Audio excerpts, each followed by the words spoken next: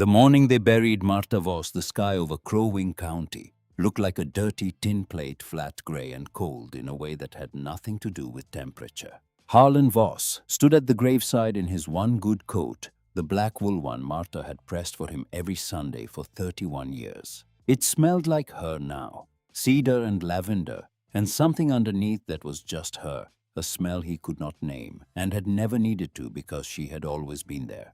He stood very still while Pastor Emmett read from the book of Job, and he did not cry because the men in his family did not cry at funerals. They saved it for later, alone in the dark, where no one had to see. There were 11 people at the grave. He counted them without meaning, to the way a man counts things when his mind cannot hold a single thought for more than a moment. 11, including himself, including the pastor. In 31 years of life together, in a county where Martha had known every woman by her first name, and the names of her children, and the ailments of her husband, 11 people had come to say goodbye. The others had sent regrets. It was harvest season. There were cattle to tend. The roads were already turning to mud in the early September cold. Harlan understood. He did not blame them. But he counted. 11. When Pastor Emmett finished and the small gathering began to disperse quietly without ceremony, the way people disperse at funerals when the weather is cold and there is work waiting, Harlan stayed at the graveside a few minutes longer, not because he had anything to say. He had nothing to say. He had been talking to Martha for 31 years, and now the conversation was over, and he did not know yet what a man did with the silence that replaced it. So he stood, and he looked at the turned earth, and he let the cold work its way through the wool coat. And after a while he walked back to the borrowed wagon and drove into town. The lawyer's office smelled like pipe tobacco and old paper, and the particular kind of quiet that exists in rooms where bad news gets delivered with good manners.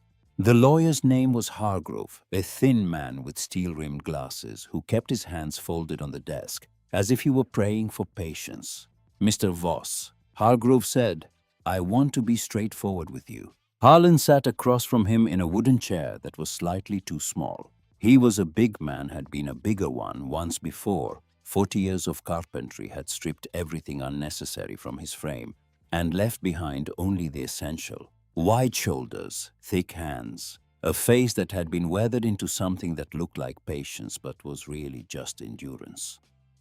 "Go ahead," Harlan said. Hargrove opened a folder. "The creditors have filed claims against the estate totaling $412. Mrs. Voss had some debts we were not aware of." He paused, as though giving Harlan time to absorb the number. "The household furnishings, the livestock, the tools, all of it will be liquidated to satisfy those claims. When that process is complete, there will be nothing left." Another pause, with one exception. He slid a single document across the desk. Harlan looked at it without touching it. The paper was thin and slightly yellowed at the edges, the kind of document that had been folded and unfolded many times over many years. He could read enough of it to see what it was. A deed. 10 acres in the ridge country north of town in the hill district above Miller's Creek, where the land ran up against the granite formation the old-timers called the Broken Spine. That property was in Mrs. Voss's family, Hargrove said. "It predates your marriage. The creditors cannot touch it." He folded his hands again. "I should tell you, Mr. Voss, I've seen that land. It's not much. The ridge is mostly granite, and what isn't granite is clay. There's a cabin on the one flat section." He hesitated. I use the word cabin charitably. Harlan picked up the deed. He held it the way he had learned to hold thin pieces of wood that might split carefully with a feel for where the grain ran. "Is there anything else?" he asked. "There's this." Hargrove slid a small envelope across the desk. It was plain white, sealed with Harlan's name written on the front in Martha's handwriting. The sight of those letters, the looping H, the careful A, hit him somewhere below the sternum. A blow that didn't show on his face because he had 40 years of practice not showing things on his face. He took the envelope. He put it in the pocket of the black wool coat without opening it. No, Hargrove said quietly. There's nothing else. The drive out to the property took most of an afternoon north on the county road, and then east on a track that was barely a track, 2 ruts through a meadow gone brown with early frost. Harlan drove the borrowed wagon slowly, partly because the horse was old, and partly because he was not in a hurry to see what he was going to see. He was 62 years old. He had been a carpenter since he was 19, since the summer his father put a hand plane in his palm and said, "You have the hands for it." 43 years of sawdust and shavings and the particular satisfaction of a joint cut clean. He had built houses. He had built barns. He had built a dining table that was still standing in the home of the county judge, a table so well made that the judge had mentioned it in his Christmas letter 3 years running. Harlan had built things that would outlast him, and that had always been enough. But he had not built a life not the way other men built lives, with money set aside and land owned outright, and sons to pass things to. He and Martha had not been able to have children. That was a grief they had carried quietly together for 30 years. And now he carried it alone, and there were no sons, and there was no money. And there was only this deed to 10 acres of Granite Ridge that the lawyer had described with such careful diplomatic hopelessness. He was 62 years old, and this was what he had. The thought sat in him the way a splinter sits in a finger, not catastrophic, not yet infected, but present in a way that could not be ignored. He smelled the cabin before he saw it. Not a bad smell exactly, more the smell of a thing that has been abandoned and has spent several years making peace with that fact. Damp wood, old ash, the faint sweet rot of something organic working its slow way back into the earth. The track crested a low rise, and there it was. The lawyer had been charitable. That was the exact right word for it. The structure sat on the one flat section of the 10 acres, a ledge of packed clay, perhaps half an acre wide, squeezed between the track below and the granite ridge above. The cabin was made of unpeeled logs, the bark long since dried and split, and falling away in curling strips. The chinking between the logs, the mud mortar that was supposed to seal the gaps against wind and weather, had dried out years ago and cracked and fallen, leaving seams you could see daylight through from the inside. The roof was a patchwork of pine shingles and flattened tin cans, and it leaned to the north with the resigned tilt of a man who has been leaning into the wind for too long and has forgotten what it feels like to stand straight. Harlan sat in the wagon and looked at it for a while. Then he climbed down, tied the horse to a post that wobbled when he touched it, and walked to the door. The door opened. That was something. He had half expected it to be nailed shut or swollen in its frame, or simply absent. But it opened, swinging inward on leather hinges that had dried to the consistency of old jerky, and he stepped inside. The interior was a single room approximately 12 feet by 14. There was a cast-iron stove in one corner, small and ancient, its pipe disconnected and lying in pieces on the dirt floor. There was a sleeping platform built against the north wall, built poorly. Harlan noted automatically the joints pinned instead of mortise, the wood already pulling apart at the stress points. There was a single window on the east wall, its glass miraculously intact but so coated with grime that the light coming through it was amber and strange, like light through very old honey. He stood in the center of the room and turned slowly, taking inventory the way a carpenter takes inventory, not with dismay, but with assessment. What is here? What is not? What can be made to work and what cannot? The walls were the worst problem. Not the gaps in the chinking, though those were bad. The logs themselves had been cut green. He could see that in the way they had twisted and checked as they dried, pulling away from each other, in some places bowing inward in others. A proper cabin, a cabin built by someone who knew what he was doing, could last 100 years. This one had been built by someone who knew what a cabin was supposed to look like without understanding what made it work. It had probably been adequate for 3 seasons. It was not going to be adequate for the winter that was coming. The wind found a gap in the east wall and sang through it a thin, tuneless whistle. Harlan listened to it. He thought about the coming winter that everyone in the county had been watching build in the north, like a storm front for the past month. The geese flying south 2 weeks early, The squirrels working their caches with a frantic urgency, the old farmers looking at the sky and saying nothing, but pressing their lips together in a way that said everything. He went outside and looked up at the ridge, the broken spine. He could see why they called it that. The granite formation ran along the top of the hill in a jagged line, great gray slabs tilted and fractured, as though something enormous had tried to push up through the earth, and the earth had broken around it. Below the formation, the hillside was too steep to farm, too rocky to graze, covered in scrub oak and hawthorn, and the occasional twisted pine that had found a toehold in some crack in the stone. 9 useless acres, 1 barely adequate acre, and winter coming. He put his hand in his coat pocket and felt the envelope there, the one with his name on the front, in Martha's careful handwriting, and he left it where it was. Not yet. Aldous Greer arrived the next morning. Harlan had spent the night in the cabin, sleeping on the platform in his coat and a blanket he had brought from town, listening to the wind work its way through the walls. It found new gaps in the dark, or perhaps the dark simply made them audible. By 3 in the morning, he had identified at least 7 distinct whistling tones, each corresponding to a different gap in a different section of wall. A dismal orchestra playing through till dawn. He was outside when Aldous came up the track, sitting on a stump, with a tin cup of coffee, watching the morning light move across the ridge. The granite caught the low sun and held it in a way that was almost beautiful, almost worth seeing, if you were not too cold and too tired to appreciate it. Aldous Greer drove a good wagon behind a good horse. That was the first thing you noticed about Aldous. Everything he owned was good quality, well maintained, and slightly better than what you had. He was 65 barrel-chested, with a grey beard trimmed close, and the permanent squint of a man who had spent 50 years reading weather on the horizon.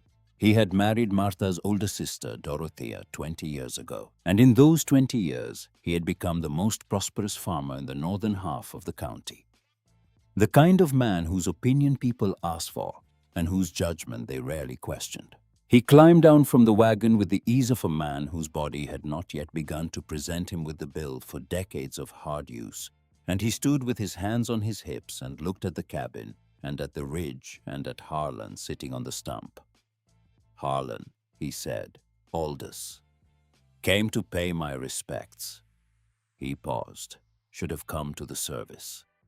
Dorothea wasn't well. I'm sorry for that." "I know," Harlan said. He meant it. He held no grudge about the funeral. He counted, but he didn't hold grudges. Aldous walked closer, his boots careful on the frost-stiffened ground. He looked at the cabin with an expression that was very close to pity, but not quite more the expression of a man who has seen a failing business and is already doing the arithmetic. "I'll be honest with you," Aldous said, which was how he always began when he was about to be something less than honest.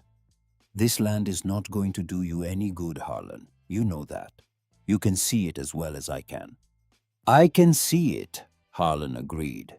"I'd like to make you an offer." Aldous reached into his coat and produced a folded paper.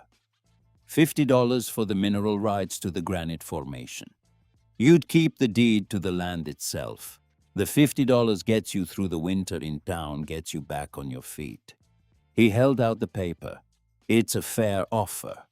Harlan looked at the paper without taking it. He was not a suspicious man by nature, and he had no particular talent for business, but he had spent 40 years building things, and in that time he had learned one essential truth about materials. What looks like a flaw from the outside is sometimes where all the value is. Knots, burls, the places where a piece of wood had resisted and grown around some obstacle.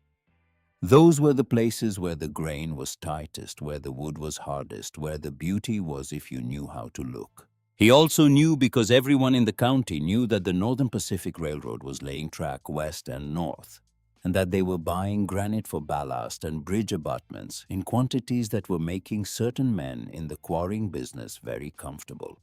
$50 for the mineral rights to a granite ridge. "I appreciate the thought," Harlan said. "I'm going to stay on." Aldous lowered the paper. His expression shifted, not anger, not yet, but the first movement toward it.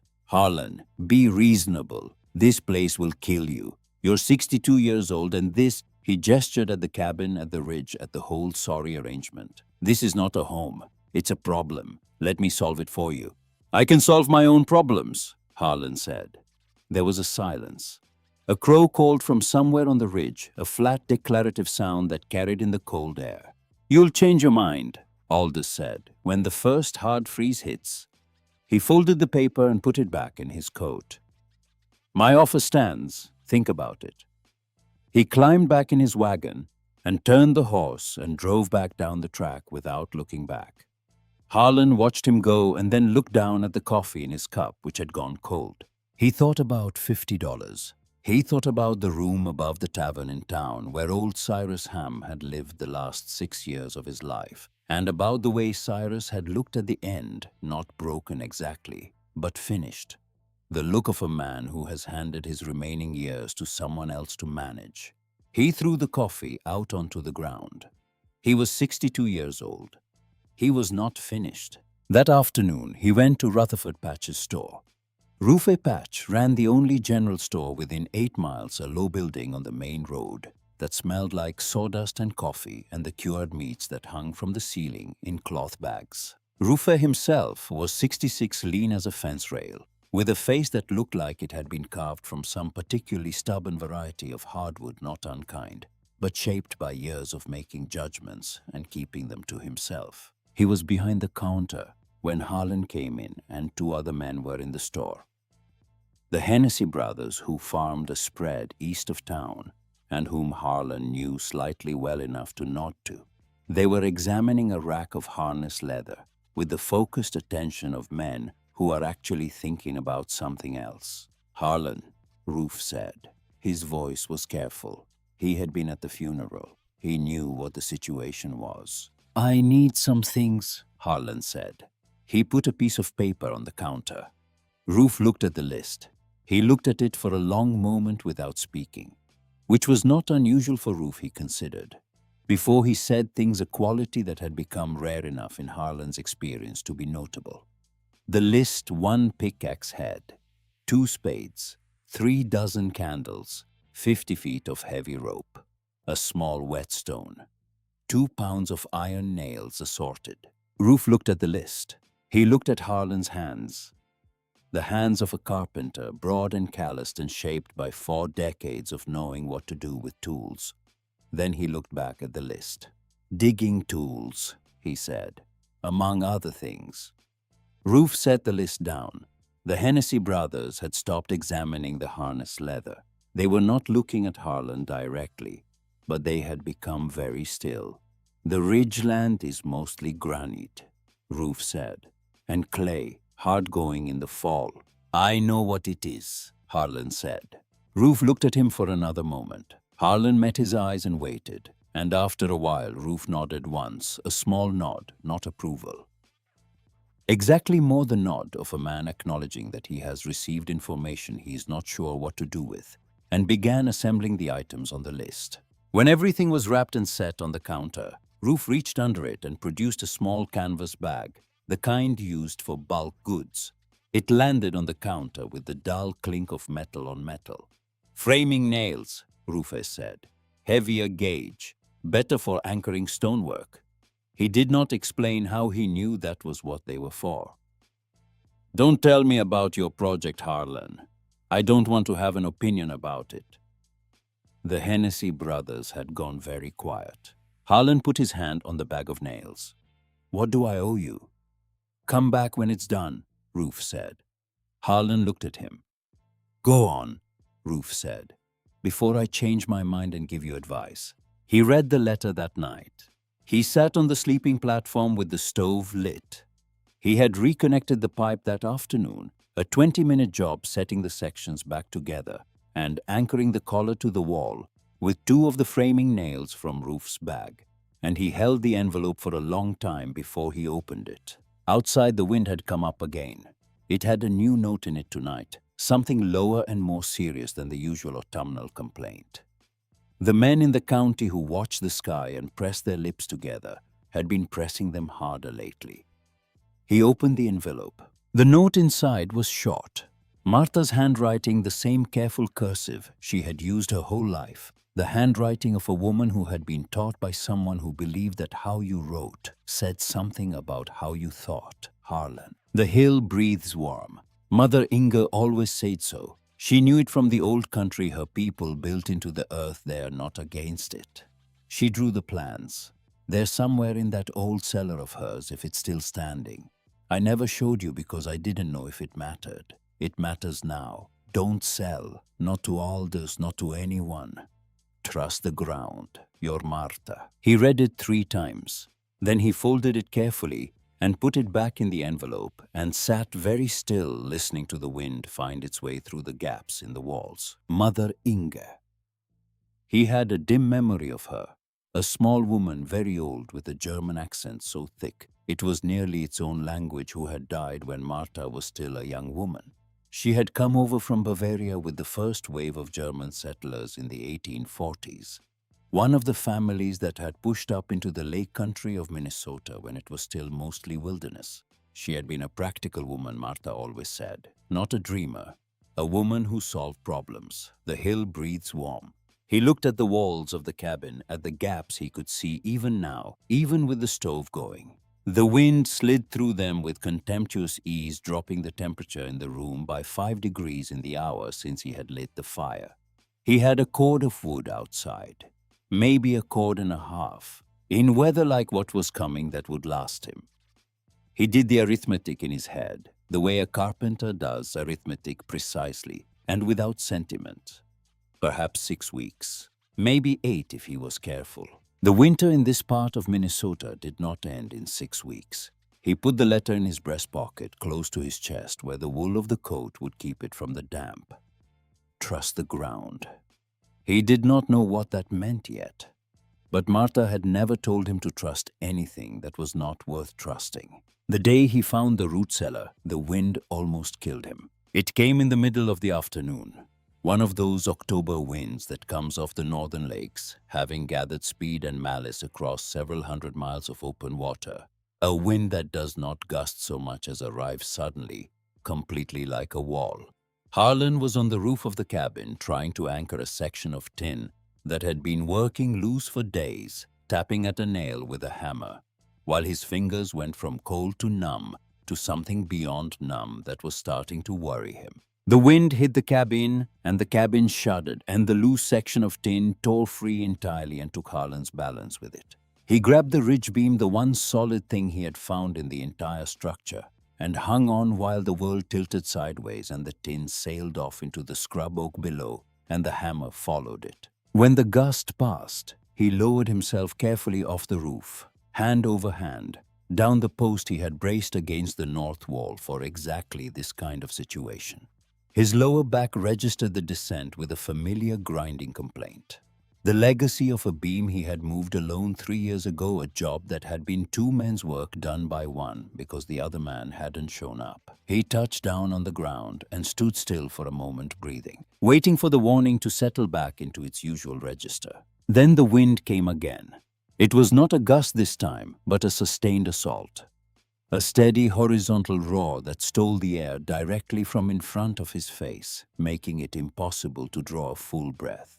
He turned his back to it and started for the cabin door, and the wind pushed him sideways and he stumbled, and he caught himself, and he thought with sudden cold clarity, this is how it happens. This is how a man dies on a piece of ground that doesn't want him. He was not going to die on this ground. He turned away from the cabin and moved toward the ridge, not because he had a plan, but because the ridge was upwind, and moving upwind against that kind of wind meant moving through it rather than being swept sideways by it. He pushed into the face of the slope, one hand on the granite outcropping to his left, and the scrub oak closed around him and broke some of the force, and he pushed deeper into the brush, and his foot came down wrong on a loose stone, and he went to one knee, and when he put his hand out to catch himself, it landed on something that was not granite and not clay. Wood. He looked down. Under the accumulated drift of dead leaves and broken branches, half buried by the slow work of years of erosion, was a door. Not a large door, not a new door, A low, narrow thing made of planks that had aged from brown to gray to something close to silver, framed in timbers that had gone soft with rot at their edges. But was still, he tested this with his thumb, pressing hard, still solid at the core. A root cellar, built into the face of the ridge, hidden by a decade or more of neglect and overgrowth. He cleared the debris away with his hands, working quickly in the shelter of the scrub oak, while the wind screamed overhead through the bare branches. The door had no handle anymore. The iron hardware had rusted away to brown dust. But when he worked his fingers into the gap at the edge and pulled, it moved.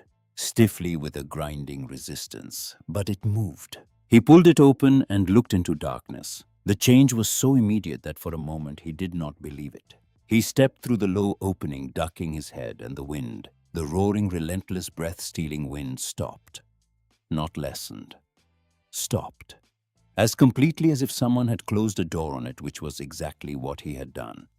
The silence that replaced it was so profound that he could hear his own heartbeat. He stood just inside the opening for a moment, waiting for his eyes to adjust, and he paid attention to the air. Because there was something about the air that was asking to be noticed. It was cold. He expected that.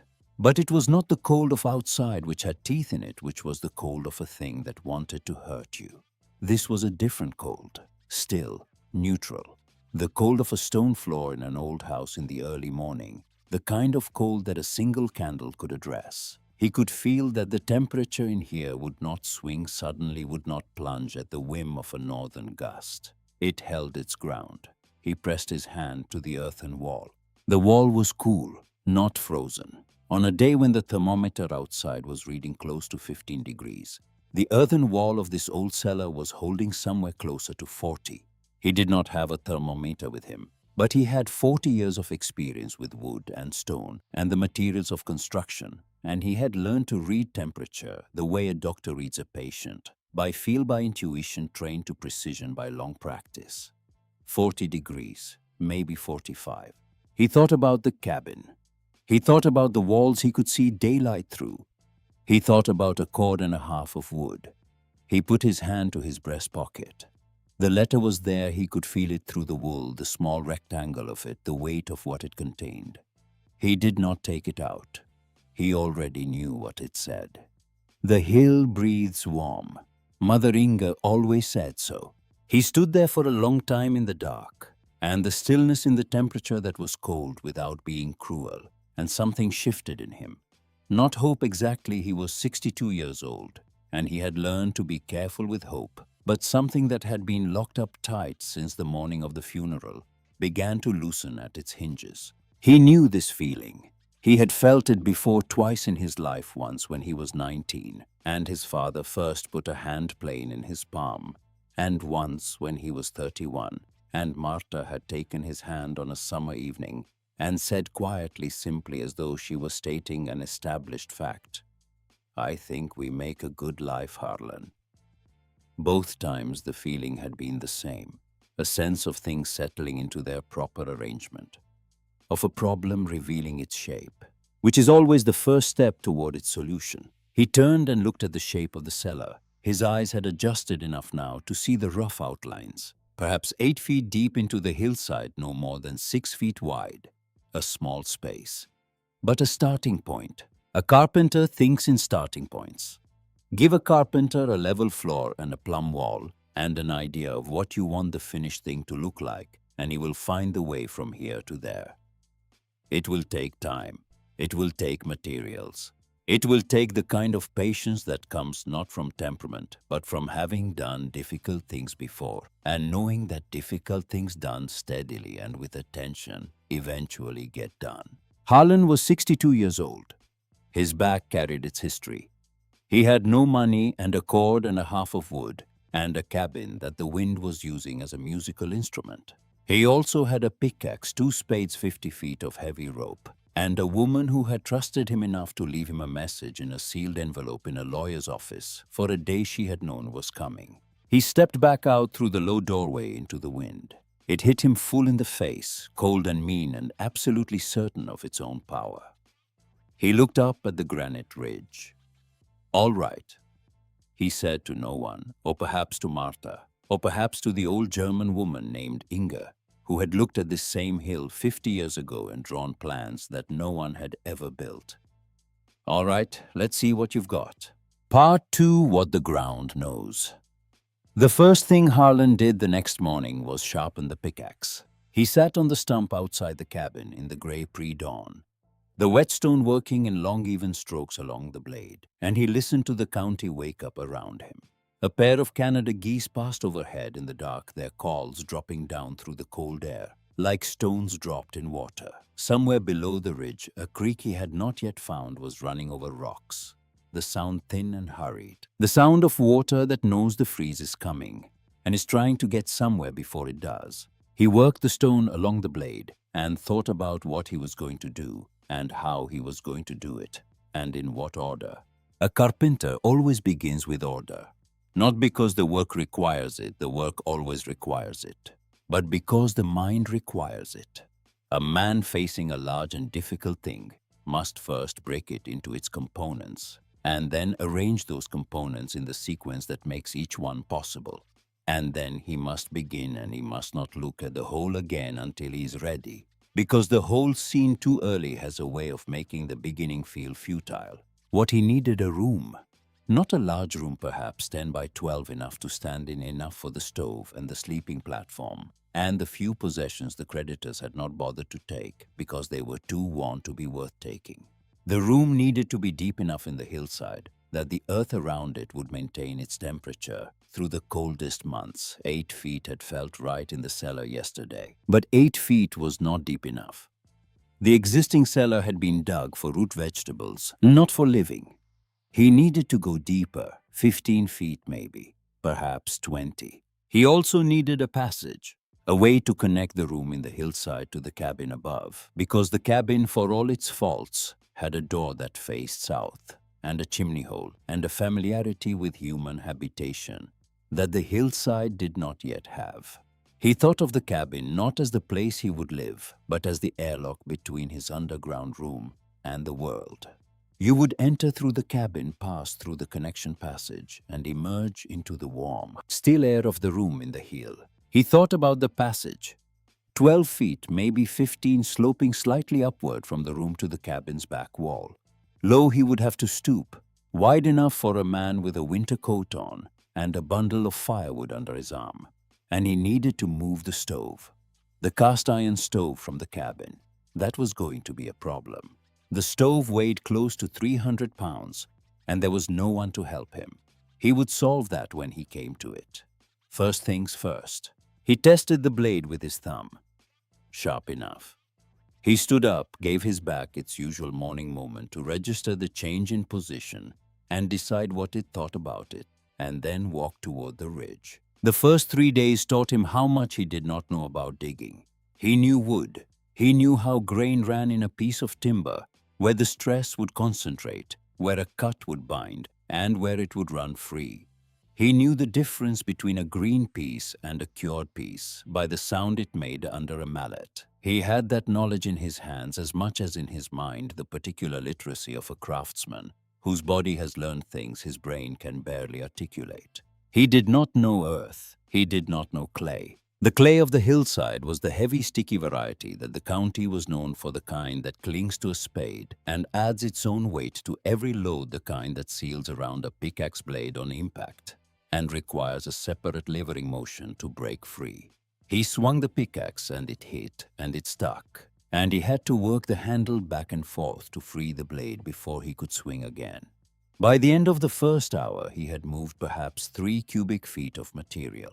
By the end of the first day, he had a hole the size of a large trunk. He sat at the opening of his small excavation in the fading light and looked at the pile of clay and stone he had moved, and felt the particular cold discouragement of a man who has worked very hard for a very long time and produced very little.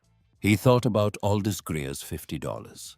He thought about it the way a man in cold water thinks about the shore. Not seriously, not as a real option, but as the reference point against which all other options are measured. Then he thought about Martha's letter and about the wording of it. She drew the plans, not she talked about it. Not she had ideas about it. She drew the plans. Inga had been an engineer of some kind, or close to it, a woman who thought in measurements and tolerances and structural logic, not in vague inspiration. Whatever was in this hillside, it had been thought through. He went back the next morning. The second day was better. He was learning the clay, learning where it was pure and where it was mixed with gravel, learning that the gravel seams were actually easier to work despite their hardness, because the pickaxe could break them clean rather than sticking in them. He learned that the clay was softer in the morning before the temperature dropped further in the afternoon. He learned to angle his blows, to work the blade in a downward arc rather than straight in, to use the weight of the tool rather than the force of his arms. His hands began to change. The calluses of 40 years of carpentry were in specific places: the base of the fingers, the heel of the palm, the pad of the right thumb, where it pressed against tool handles. Digging produced friction in different places. By the end of the second day, he had 2 blisters on his left hand, 1 on his right. By the end of the third day, those blisters had opened and closed again, and begun their conversion to something harder. His lower back was a different matter. The back did not convert, it simply hurt in its established way. And he managed it the way he had managed it for 3 years, by moving carefully, by avoiding the specific motions that crossed from discomfort into alarm, and by not thinking about it more than he had to. He moved the excavated material in a wooden bucket he had found hanging in the cabin's eave, old but still sound, carrying it out through the cellar's low entrance and dumping it behind the cabin, where it began to form a growing mound that the crows investigated with professional interest. At the end of the third day, he had perhaps 40 cubic feet of space. He needed at least 5 times that, and the winter was not going to wait. On the fourth day, he found the box. He was working the back wall of the cellar, the original wall that Inga's hands or someone's hands had packed smooth a half-century ago, and his pickaxe struck something that did not sound like clay and did not sound like stone. A dull metallic ring, muffled like a bell, heard through a wall. He put the pickaxe down and used his hands. The object was buried perhaps 6 inches behind the clay face of the wall, in a pocket that had been deliberately excavated and then packed closed. He could tell the difference once he knew to look for it between the disturbed clay of the pocket and the settled clay of the original wall. Someone had hidden this here, deliberately, a long time ago.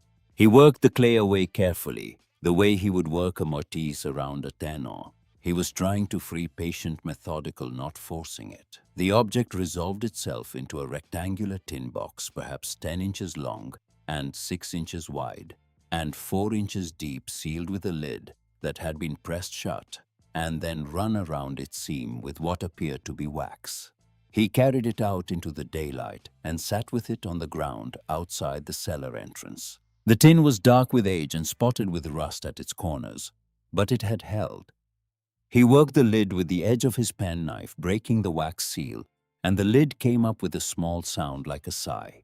Inside, wrapped in oilcloth that had yellowed but not rotted, were papers. Not ordinary papers, not letters, not documents. These were drawings. Careful, precise technical drawings done in a hand that Harlan recognized immediately from 40 years of reading other people's plans and blueprints as the hand of someone who understood construction. He unfolded the first sheet carefully. The paper was fragile at its folds but intact, and the drawings on it were done in a dark, fine-line ink that had faded to brown but remained perfectly legible. Floor plan, elevation views, cross-sections, measurements in both feet, and what he recognized as the German metric system. She had converted between the two the numbers in 2 columns, side by side. The drawing showed a room, approximately 12 feet by 10 feet, with a ceiling height of 7 feet. The walls were shown in cross-section earth packed against a facing of flat stones. The stones themselves mortared with a mixture that was labeled in German he could not read, but that the drawing's context made clear was clay and sand mixed to a specific consistency. There was a passage, shown in plan view and in elevation, a tunnel, low-ceilinged, sloping gently upward from the main room, at an angle he judged at perhaps 8 degrees.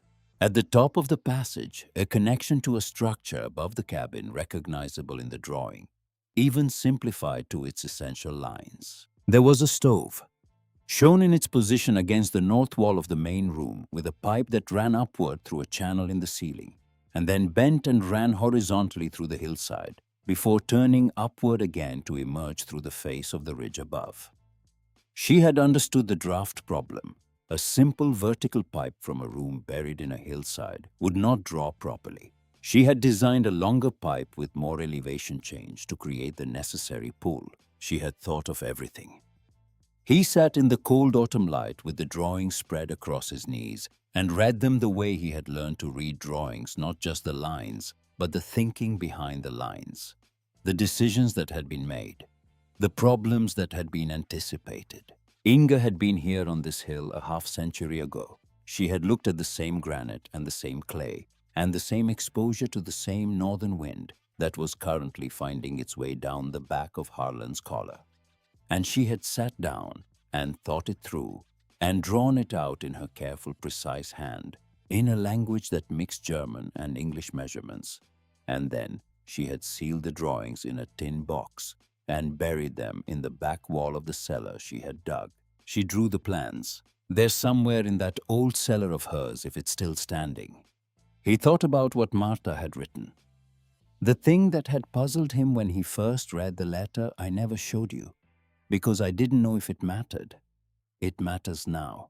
She had known about the drawings for years. She had known about Inga's plan, and she had waited not from laziness or oversight, but because she had been waiting for the specific circumstances in which the plan was the right answer, which meant she had seen those circumstances coming, which meant that while he had been building tables and barn frames and telling himself they were doing well enough, Marta had been watching the horizon and calculating and preparing in her quiet way for a future she had already mapped. She had been smarter than him. She had always been smarter than him, and he had always known it, and it had never bothered him, because her intelligence had always been in his service as much as hers. But sitting here with her mother's drawings on his knees, he felt the full weight of what she had done. She had handed him the answer to a problem she had known he would face, wrapped in the most precise possible form.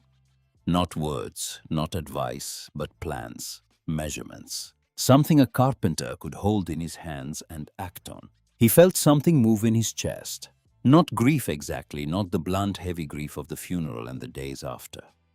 Something more complicated. Something that had gratitude in it and sorrow, and a specific bittersweet admiration for a woman who had loved him well enough to know exactly what kind of help he needed, and to provide it even from beyond the fact of her death.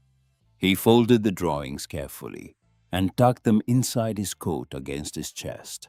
Then he picked up the pickaxe and went back to work. He worked differently after that. Before the drawings, he had been excavating by instinct, removing material, making space, hoping the shape of what he was making would become clear as he went. After the drawings, he had dimensions.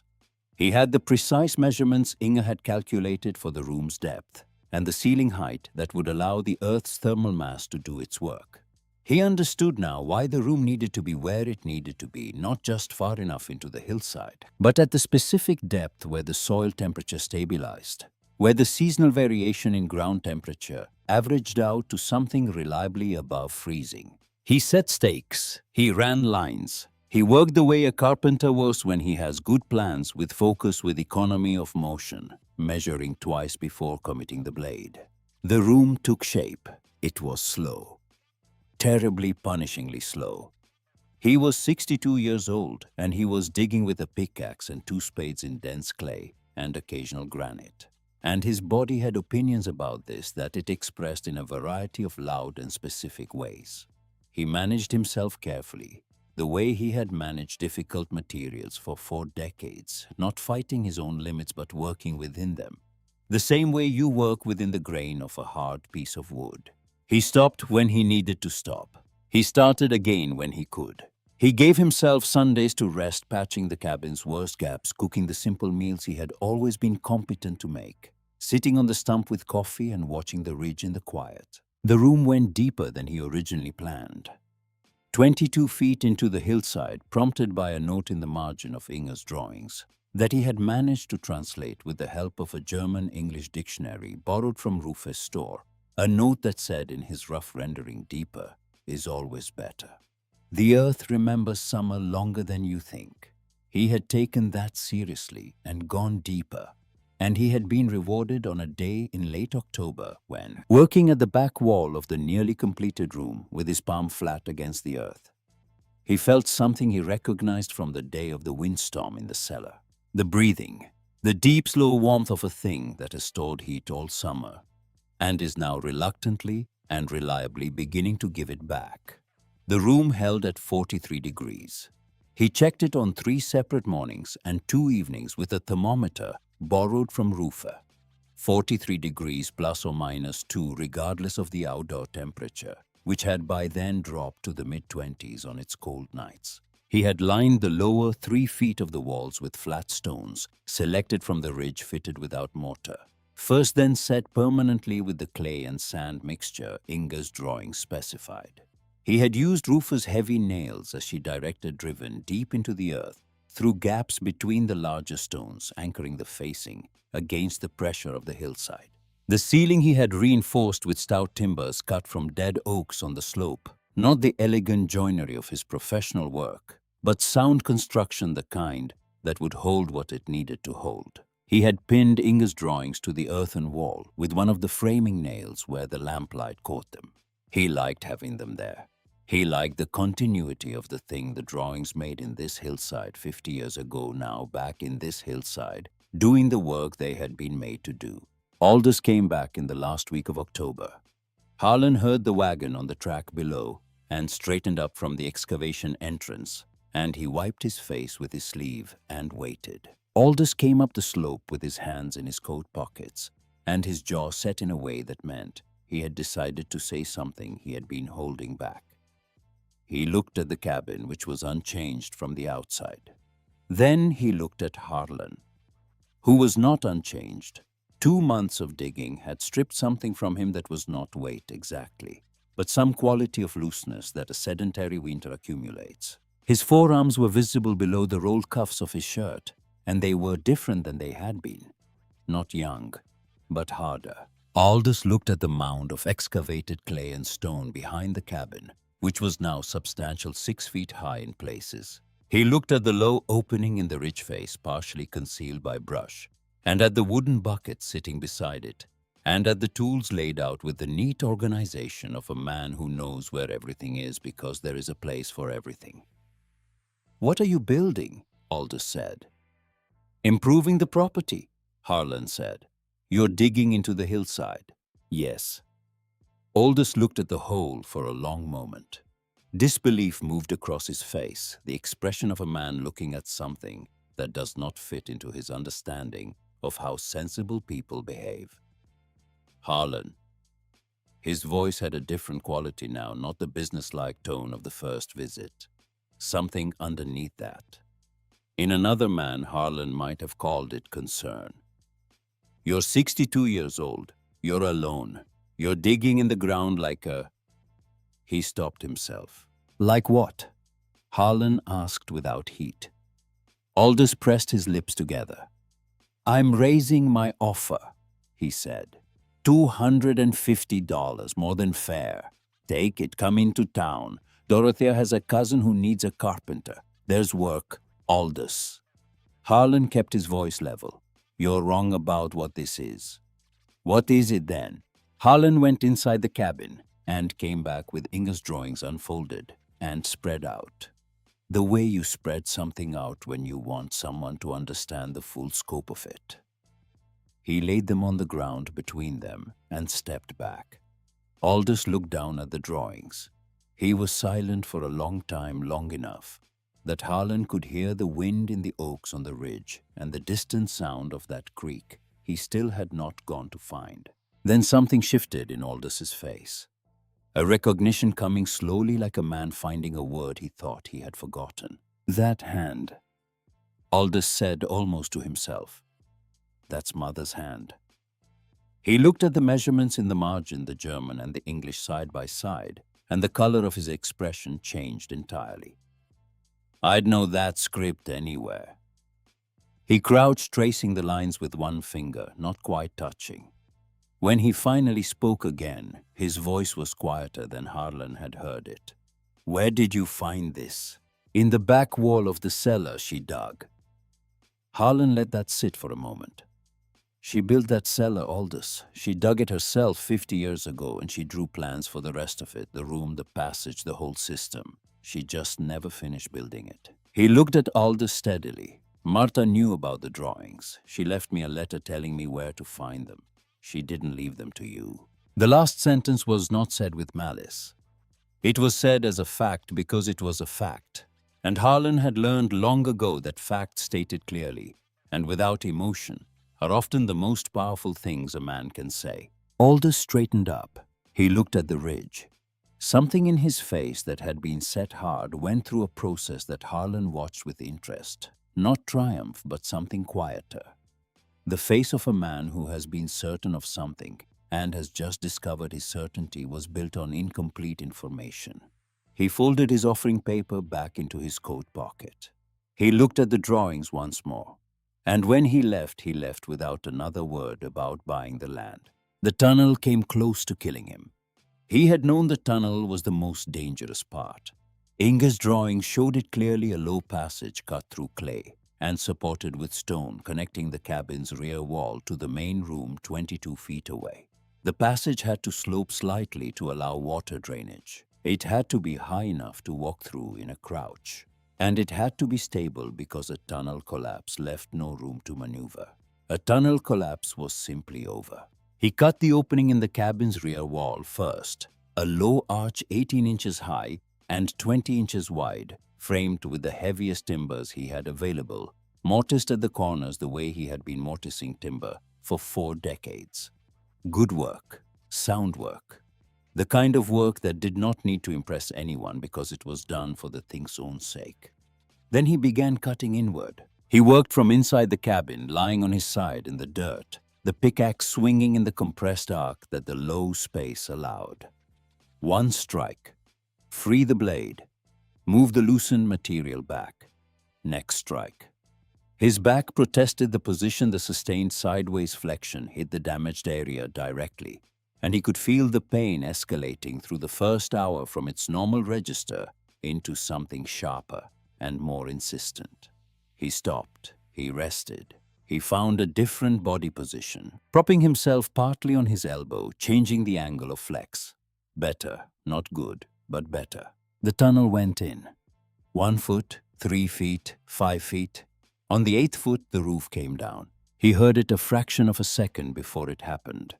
A shift, a crack, a silence, where there had been the small ambient sounds of clay under compression, and then a section of ceiling perhaps 18 inches long, released and dropped. Most of it came down 2 feet behind his position, piling up and blocking the tunnel behind him. A smaller cascade of earth and pebbles covered his legs from the knees down. He lay still, he breathed, he assessed. His legs were covered, but not pinned. The material was loose, not consolidated. His upper body was clear. The section of ceiling immediately above him was intact. He began moving the material off his legs slowly, without any sudden pressure changes that might encourage the intact ceiling to reconsider. He worked for 20 minutes, and then he backed out of the tunnel, pushing himself on his elbows into the cabin. He lay on the dirt floor and stared at the ceiling for a while. His heart was going very fast. He let it go and he breathed, and after a few minutes it slowed. His legs were intact. The rest of him had opinions about the past 20 minutes, but nothing he hadn't heard before. He lay there and thought about Aldous Greer and $250 and the room above the tavern where old Cyrus Ham had finished his years. Then he thought about Inga lying on her side in a tunnel, very much like this one, in this same hillside 50 years ago, cutting into the same clay with tools that were probably less good than his. She had gotten far enough to know the system would work, far enough to draw the plans, far enough to seal them in a tin box in the wall. He got up. He got up slowly, bracing against the cabin wall, and taking the transfer of weight in stages the way a man manages a heavy beam deliberately with attention to the sequence of forces. Then he went to look at the collapse and studied it the way he had learned to study failures in wood and stone, asking what had gone wrong and why, and what the material had been trying to tell him. He saw it after a while. The clay in that section had a different composition, slightly more sand, less cohesion. The shoring timbers he had been placing at intervals of 2 feet should have been placed at 18 inches in that section. A simple failure of attention to variation in material. He showed the collapsed section properly. He added extra framing. He went back in more slowly with more attention. The tunnel took 2 more weeks. On the last night of November, he cut through the back wall of the completed room, and the tunnel and the cabin were one connected thing. He sat on the floor of the room with his lamp lit and felt the air still cool, patient, and heard very faintly through the earth above him the wind building from the north with a new kind of voice, a deeper register, the voice of something that had made up its mind. November was over. He stood in the room and listened. Above him, through 20 feet of earth, the first snow of winter was falling on the ridge and on the cabin and on everything that was not underground. Down here, none of that was his problem. He hung the lamp on its nail, pulled the blanket around his shoulders and sat down. The ground held its temperature around him. He had until December, and December was coming whether he was ready or not. He looked at Inga's drawings on the wall, at the careful lines her hand had made 50 years ago, at the margin notes he was still slowly translating. He thought of Marta. He thought of her the way he thought of her best, not in grief but in something closer to conversation, as though she were in the next room, and he could, if he chose, simply raise his voice a little and tell her how it was going. "You were right," he said to the wall, to the earth, to the woman who had known this was here and had trusted him to find it. Part 3. What the Cold Teaches. The storm did not announce itself. That was the thing about the great winter storms of the Minnesota North Country. The ones that people would still be talking about 20 years later. The ones that enter the local vocabulary as reference points for all future hardship. They did not come in with theater. They came in the way serious things come quietly without preamble, as though they had simply been there all along, and you had only just noticed. Harlan woke on the morning of December 14th to a sky the color of old bone and an air pressure that felt different against his eardrums. A subtle change in the weight of the world that he had no scientific framework for, but that 40 years of working outside had taught him to read as fluently as he read wood grain. He stood in the cabin doorway. The cabin he had barely slept in for 2 weeks, using it now only as the entry point, the airlock. The first room of a system that had its real heart 22 feet into the hillside, and he looked north and felt the air on his face. Cold. But not yet the serious cold. The serious cold was behind what was coming. He went back inside through the cabin, through the low arch in the rear wall, down the passage, stooped, one hand trailing the stone lining, a posture he had made automatic in 2 weeks of use, and into the room. The room was 44 degrees. He had begun checking it 3 times daily with the thermometer borrowed from Roofer, keeping a record on a piece of paper pinned beside Inga's drawings. 44 degrees at dawn, 43 at midday, 44 again at night. The earth was a machine of extraordinary precision, and it ran without his input, without his maintenance, without any action on his part, beyond the initial act of getting inside it. He lit the stove, not because he needed to. 44 degrees was cold, but survivable, but because he wanted the room to be warm when the storm came, wanted to have the fire established and drawing well before the weather made comfort a distant memory. The stove was a small cast-iron box, the same one from the cabin, moved in stages across the 3 days after he completed the passage, the worst moving job of his life. 300 pounds of iron shifted a total of 30 feet in sections through a low tunnel on a sled he had built from planks, using the rope as a mechanical advantage system, rigged and re-rigged as the angles changed. But the stove was here now, bolted to the stone-faced floor, its pipe running upward through the channel in the ceiling that he had cut according to Inga's specifications. bending and running horizontal through the hillside for 8 feet before turning upward again and emerging through the face of the ridge above. He had tested the draw 3 times before the serious cold came. It worked. Better than worked the length of the pipe, and the elevation change it accumulated over its route through the hillside created a pull that was stronger than any straight vertical chimney he had installed in 40 years of carpentry. A fire in the stove produced a low, steady roar as the draft pulled air through the firebox, and the heat that came off the iron surface in the confined space of the 12 by 10 room was something close to extravagant. He built the fire small. He had 2 cords of oak and 1 of ash stacked along the passage wall, enough for the winter, more than enough for a stove this size in a room this well insulated. Small fires, consistent heat. A little sustained was more efficient than a lot abandoned. He had learned that from Inga's drawings. She had written in the margin beside the stove placement diagram. He had finally translated it. Small fire, long burning. The earth does the rest. He put 3 pieces of oak in the firebox and went to bring in his supplies. He had moved everything that mattered in the 2 days before the storm. The supplies: flour, dried beans, salt pork, cornmeal, dried apples. Coffee, sugar was stacked against the east wall in the organized fashion of a man who knows that in a small space organization is not an aesthetic choice, but a functional one.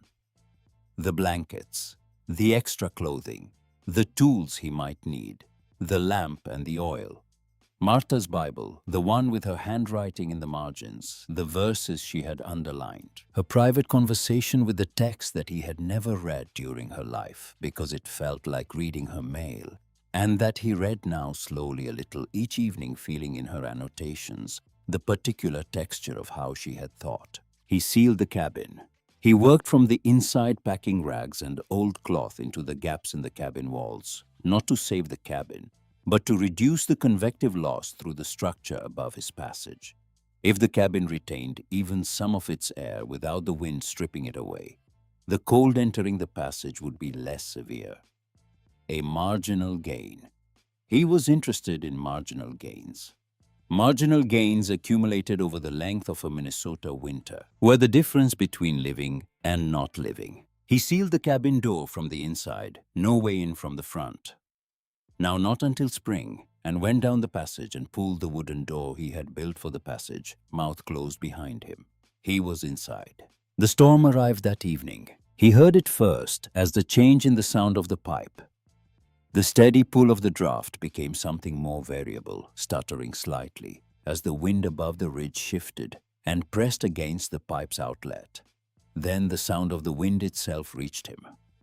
Attenuated by 20 feet of earth and stone, reduced from the roar it must have been on the surface to something more like a distant freight train. A low, sustained vibration he felt slightly in the soles of his feet as much as heard with his ears. He sat by the stove with Martha's Bible open on his knee and listened to the storm arrive. It was not frightening exactly. It was not comfortable exactly. It was something for which he did not have a precise word, the experience of being in a safe place while a dangerous thing happens, which is different from simply being safe because you know the dangerous thing is happening. You can hear it, you can feel its edge, and the safety is not ignorance but construction. His construction, Inga's design. The accumulated stored heat of an entire summer, held in 20 feet of earth and stone. He added a piece of oak to the stove. The room was 58 degrees. He took off his coat. He read for an hour. Martha's Bible, the Gospel of John, with her annotations in the margins. She had underlined the verse about the wind blowing where it will, and no man knowing where it comes from or where it goes. And in the margin beside it she had written in her small, careful hand, "Pa used to say the same about weather. The wind is not thinking about you. Remember that." He read it twice. He looked at the wall, at the stone facing he had set by hand, at Inga's drawings pinned beside the lamp, at the shadows that moved when the draft in the stovepipe shifted and the flame in the lamp wavered slightly. The wind outside was thinking about nothing at all. It was simply doing what it did, enormous and indifferent, and he was simply not in its way. He put another piece of oak on the fire, not because the room needed it, but because the sound of it. The small domestic sound of wood placed in a stove was the sound of a man managing his situation, and he wanted to hear that sound. He fell asleep in the chair before 9 o'clock, which was earlier than he usually slept, and was, he understood dimly as it happened, a form of trust. The room would hold its temperature. The stove would burn down to coals and hold the warmth in the iron long after the flame was gone. The earth would do what the earth had been doing since July, since long before he had arrived here. Since long before Inga had arrived here. It would breathe slowly and steadily, releasing the summer's stored heat into the room, 1 measured degree at a time, through the long night and the storm. He slept. On the second day of the storm, the thermometer outside the cabin, he had left it nailed to the eave before sealing the door visible through the one gap in the cabin's board siding. He had left intentionally read -22 degrees Fahrenheit. The room read 46 degrees. He noted both numbers in his log. He ate breakfast cornmeal porridge with a spoonful of sugar coffee made in the small pot on the stove surface. And he read and he thought, and he slept again in the afternoon because there was nothing else to do and because his body, after 2 months of sustained physical labor, had a significant sleep debt that the storm was giving him the unusual opportunity to repay. On the third day, the outdoor thermometer read -31. The room read 44 degrees. The stove, burning small, had been doing its supplementary work on his 2 checks of the night. It had been putting the room at 56 and 53 degrees respectively, and the residual warmth from those fires carried into the morning hours, even after the stove returned to coals. He was eating well. He was sleeping well. He was warmer in his room in the earth than he had been on any night in the cabin since September. The storm did not seem to be aware that this was supposed to be impossible. On the 4th day, near mid-morning, he heard something unexpected. He had been sitting with a cup of coffee reading, when the sound came through the earth above him, muffled, indistinct but unmistakably the sound of a human being in distress. Not a voice exactly, more the sound of effort, of something being moved or someone moving with great difficulty. A scraping, an impact, silence, another impact. He sat very still and listened. It came from above the cabin, from outside. He put down his coffee and went to the passage. He moved through it in the familiar stoop, his hand on the wall 22 feet through the hill. He pushed open the inner door of the cabin. The cabin was dark. No light came through the sealed door or the covered window, and he could feel immediately that it was colder in here than in the room. The cold air that had seeped in overnight had brought the cabin down to perhaps 20 degrees. Survivable, but clearly not the room. He stood in the cabin and listened. The sound was louder here. Someone was outside, moving in the snow, coming toward the cabin, or trying to.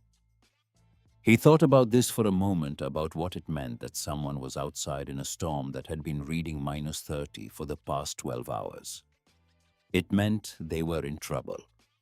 The kind of trouble that ends one way if nothing intervenes. He found the cabin's front door by feel and began removing the packed rags and cloth he had used to seal it.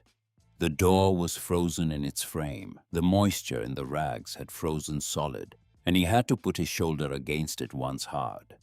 The door broke free and swung inward, and the storm came in with it, a wall of cold and white that was physically staggering. He stepped into the doorway. The world outside was white and gray and moving the snow horizontal in the wind. The trees on the slope bent to angles that looked wrong. The ground covered to a depth that erased familiar landmarks, entirely sculpting the land into something unfamiliar and hostile. There was a man at the corner of the cabin. He was large. Harlan could see that even through the snow, even though the man was bent nearly double, one hand against the cabin wall, the other arm wrapped around himself in a posture that was not deliberate warmth. Retention, but simple, involuntary collapse. He was moving barely, each step a separate decision, each one costing something the man was running out of. Harlan recognized the coat before he recognized the man. Heavy gray wool brass buttons, Aldous Greer's coat, the best coat in the county, and it was not enough. not for this. Aldous, Harlan said. The man looked up. His face was wrong, the color of it, the quality of the skin, the way his eyes focused and then failed to focus. Harlan had seen frostbite before. He had seen what serious cold did to a man's extremities and to his cognition. He was looking at both. He crossed the space between them in 4 strides, put his shoulder under Aldous's arm, and took the weight. Getting a large man through a low tunnel is not a theoretical problem. It is a specific physical grinding problem that involves the management of dead weight in a confined space. It took Harlan 20 minutes to do it, 20 minutes of work that cost him more than he would have admitted to anyone, bracing and lifting and maneuvering through the low passage in stages. He got Aldous through the cabin, through the passage, Aldous on hands and knees, barely conscious, following the pressure of Harlan's hand on his shoulder, and into the room. The change hit Aldous the moment he came through the passage door. Harlan had seen it happen before when cold men came in from outside, the body's first response to warmth. After serious cold is not relief, but a kind of violent reckoning as the circulation begins to redistribute and the nerves which have been largely offline come back and report what has happened to them. Aldous made a sound that was not a word.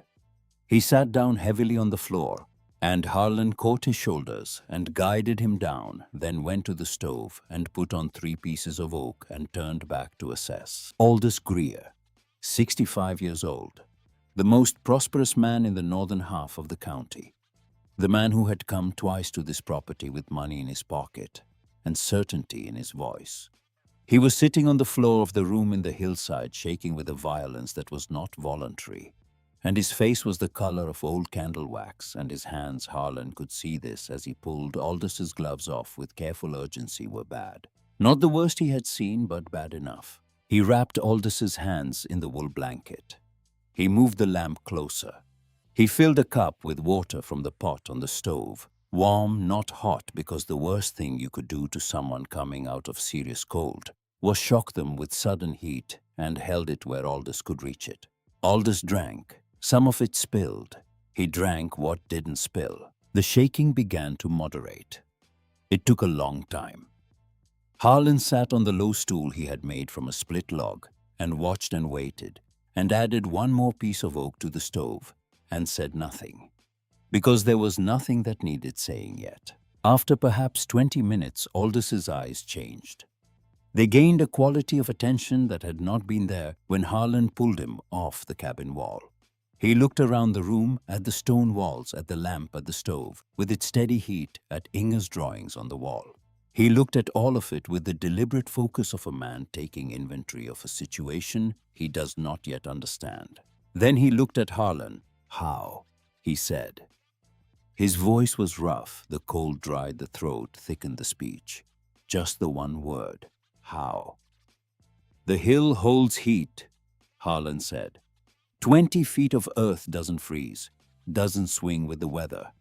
It holds. He paused. Inga knew it. She'd seen it done in Bavaria, old country style. She designed this whole system before you and I were born. Aldous looked at the drawings on the wall. The same drawings he had crouched over in the October dirt, recognizing his mother-in-law's hand. He looked at them for a long time. The shaking had stopped now, replaced by the deep, visible exhaustion of a body that has spent everything it had and is finally allowing itself to stop. "My chimney," Aldous said. "Stone came down, 3rd day of the storm." "How bad?" "Bad enough." A pause. "Thomas is sick. My boy." Another pause, and the quality of it was different. The pause of a man saying something that cost him more than money. Fever, cough, like his mother. He did not need to say the rest. They both knew what Aldous meant by like his mother. Martha's sister Dorothea had died of pneumonia 4 winters ago, a fast and terrible dying that had taken her in 9 days. Harlan was quiet for a moment. "How old is Thomas now?" he asked. 22. Aldous looked at his hands wrapped in the wool blanket. "He's strong, but the house is cold. We burn through the wood faster than—" He stopped. pressed his lips together. The expression of a man confronting the specific personal cost of having been wrong about something important. I didn't know where else to go. Your place was closest. He paused. I thought you were dead. I know, Harlan said. He went to the pot on the stove and ladled out a bowl of the bean soup that had been slowly cooking since morning. He set it on the floor in front of Aldous with a piece of cornbread. Aldous looked at the soup. He looked at the stove. He looked around the room again at the ceiling reinforced with hand-cut timbers, at the stone-faced walls with their hand-driven nails, at the floor, stamped smooth and level, at the lamp casting its steady light over all of it. You built all this, he said. It was not a question. From her drawings, Harlan said. She did the thinking. I did the digging. Aldous ate the soup. He ate the cornbread. He ate with the focused, unself-conscious hunger of a man who has been cold for 4 days and whose body has very strong opinions about what it needs. He finished the bowl and set it down and looked at Inga's drawings on the wall for a long time without speaking. Then he said, I paid your creditors. Harlan was still. Before you arrived, I paid a portion of the outstanding debts on this property to secure the right of first refusal before you got here, before you understood what you had. He looked at his hands. I knew what the Northern Pacific was paying for granite. I calculated what this ridge was worth to them. I intended to buy it from you before you had enough information to refuse properly. A long silence. I was not trying to help you, Harlan. I was trying to buy you out. The fire ticked in the stove. The earth held its temperature around them, indifferent to both men and all their arrangements.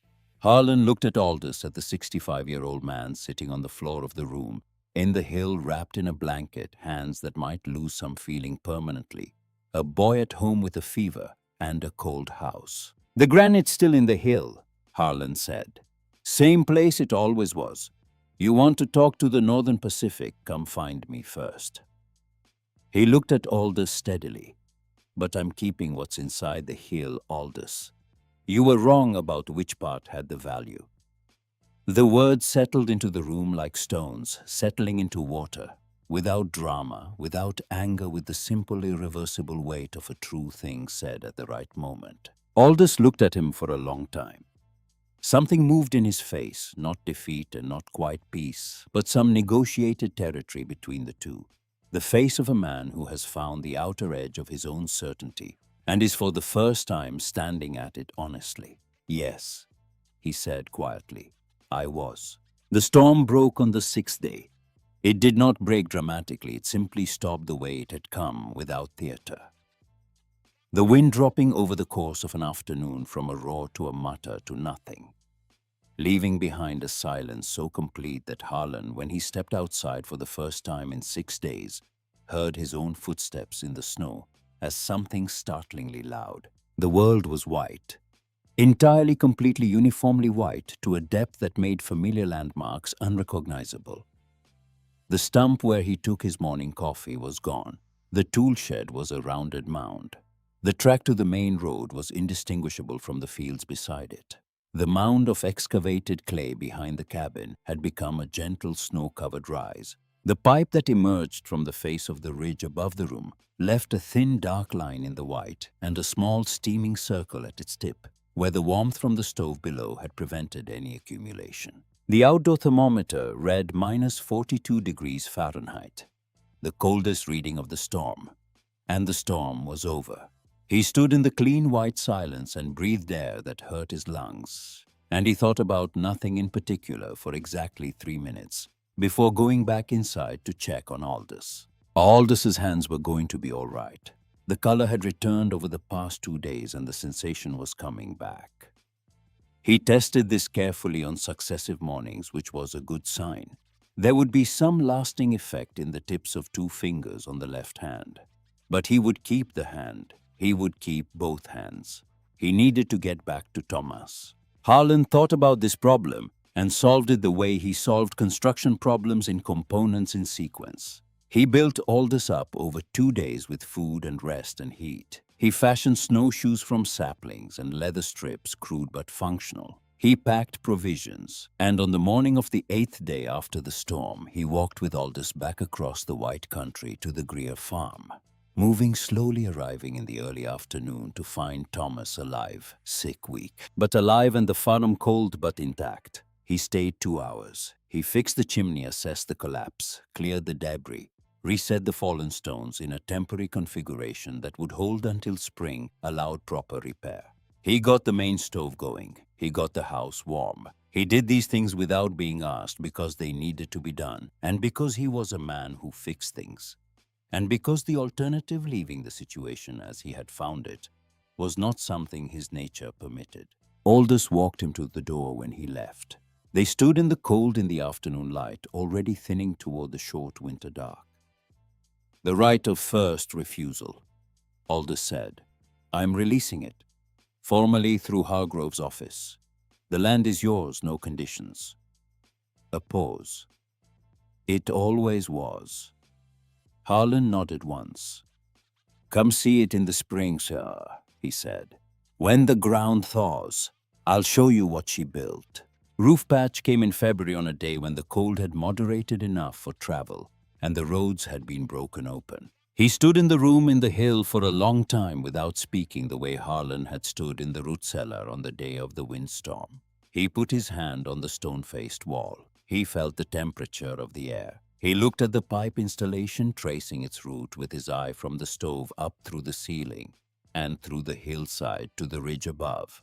He studied Inga's drawings with the attention of a man who reads technical documents as readily as most men read newspapers. Roofer was 66 years old and had been in the general supply business for 30 years, which meant he had a comprehensive knowledge of what people in the county needed and what problems they had not yet solved that they were going to have eventually. He had seen the winter's damage. 2 men dead in the outlying farms, not on Harlan's road, but in the same county, same storm, same cold. Several families whose root cellars had been pushed below their design temperature, whose livestock had not survived, whose spring was starting with a deficit they were still calculating. He picked up the corner of Inga's drawings and looked at the margin notes. "German," he said. "Her notes. I translated most of them." Harlan pointed to the wall beside the drawings where he had pinned his translation pages. "All of it's there." Roof moved to the translation pages. He read them slowly, standing with his coat still on his breath, making small clouds in the air of the room. "She was precise," he said. "She was an engineer," Harlan said. "She just didn't call herself that because women didn't in 1840. Roof looked at the drawings again. Then he looked at the room, at what Harlan had built from those drawings. The stone facing, the timbered ceiling, the stove position and the pipe route, the proportions of the room and the passage exactly as specified. "Could another man build this, he asked. "A man who wasn't a carpenter." Harlan thought about it honestly. "A man with basic skills," he said. "Willingness to learn the stonework. The passage is the hard part that requires patience more than skill. But the basic system..." He paused. "Any man who's built a fence and patched a wall could do most of it with good drawings." Roof was quiet for a moment. "I want to copy the drawings," he said, "if you'll allow it, and your translation." Harlan looked at him. "There are families in this county," Rufus said, "who lost root cellars in this storm, lost their winter stores, froze pipes they couldn't thaw until March. Some of them are looking at the spring, wondering how they're going to manage." He looked at the drawings. "This is the answer to a question a lot of people are going to have going forward, if they know the question exists." Harlan thought about Ing, the small woman with the thick Bavarian accent who had drawn these plans in the back wall of a root cellar, on a piece of ground that had passed through several hands and 50 years before reaching his. He thought about what she had intended with the drawings. Not privacy, not possession. She had sealed them in a box in the wall of the thing itself, which is not how you hide something.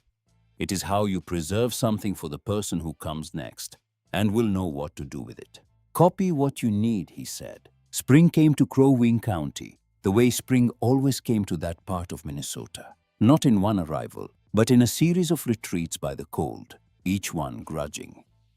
each one followed by a period of reconsideration, the temperature rising, and then dipping back until one morning in late March. The birds simply knew, and the sound of the county changed overnight. Harlan was sitting on the stump with his coffee on the morning that spring finally made its definitive appearance, the air carrying for the first time the smell of mud and running water, and the particular freshness that belongs to ground, releasing its frost. He was watching the ridge. The granite caught the early light in a way he had been watching all winter. But that was different this morning. Warmer, more orange than gray, as though the stone itself knew the worst was over and had relaxed slightly. He heard the approach before he saw it. Footsteps in the softening snow coming up the track with the careful gait of someone navigating the icy patches that still lay in the shadows. Wendell Greer was 22 years old, tall like his father, but without his father's settled certainty. He had the look of a young man who was in the process of forming his opinions and was taking that process seriously. He came up the slope and stopped a respectful distance from the stump, and he held his hat in his hands, the way young men hold their hats when they have come to say something they are not entirely sure how to say. Harlan waited. "My father told me what happened," Wendell said. "In the storm." He paused. "Not the tunnel, exactly. He told me about that too." He stopped, looked at the ridge for a moment, started again. "He said you gave him soup. He said that was the thing he kept thinking about. Not the fire, not the warmth. The soup." He turned his hat in his hands. "He said that was what he couldn't get past." Harlan said nothing. "I'm building a house," Wendell continued. "In the spring on the 40 acres my father's giving me on the east side of the creek. Mr. Pruitt showed me the drawings, the copies he made. I understand the principle of it, I think. But I've never dug a passage and I've never set stone. I was hoping you might be willing to show me. Not do it for me." He looked up. "Just show me what the drawings mean when you're standing in front of the actual ground." Harlan looked at him for a long moment. He thought about Martha. He thought about the way she had handled the situation of a man who needs to learn something, which was never to explain before she showed, and never to show before.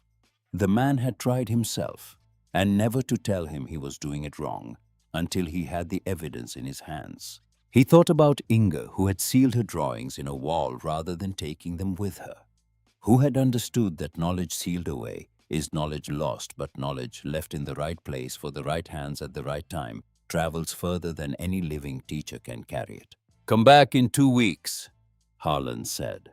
"When the ground's thawed enough to work, I'll show you what the drawings mean in practice." He paused. "The rest you'll have to work out yourself. That's how it teaches you." Wendell nodded. He put his hat back on. He looked at the ridge one more time with the expression Harlan recognized as the beginning of something. A man looking at a problem and starting for the first time to see it as something other than what it appeared to be on the surface. "Mr. Voss," he said as he turned to go. "What do you call it, the room?" Harlan considered the question. "I call it the hill," he said. "That's what it is. I didn't build the hill. I just figured out how to live in it." Wendell turned and went back down the track. His steps careful on the ice going back toward the 40 acres that were going to be his own, and the problem of a house that needed to keep a man alive through winters like the one that had just ended. Harlan watched him go until the slope took him from view. Then he turned back to the ridge. The granite was catching the morning light, the way it always caught it gray, going to orange at the edges, the color of a thing that had absorbed a great deal over a long time and was not in any hurry to give it back. The pipe emerged from the hillside above the cellar entrance, no longer steaming now that the air above and below had arrived with the coming of spring at something like agreement. He picked up his coffee cup. Cold. He had let it go cold sitting on the stump watching Wendell Greer walk away toward the future he was going to build. He went inside, through the cabin, through the low arch, down the passage, one hand on the stone wall. The familiar stoop, the familiar transition from the world's temperature to the hill's temperature. He sat down in the room. He put his palm flat against the wall, the last time the one that counted, and felt what Inga had felt here 50 years ago.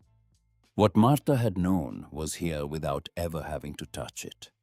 The ground kept its own time, patient, unhurried, entirely indifferent to the ambitions of men who thought they understood what the land was worth. It always had. He was home.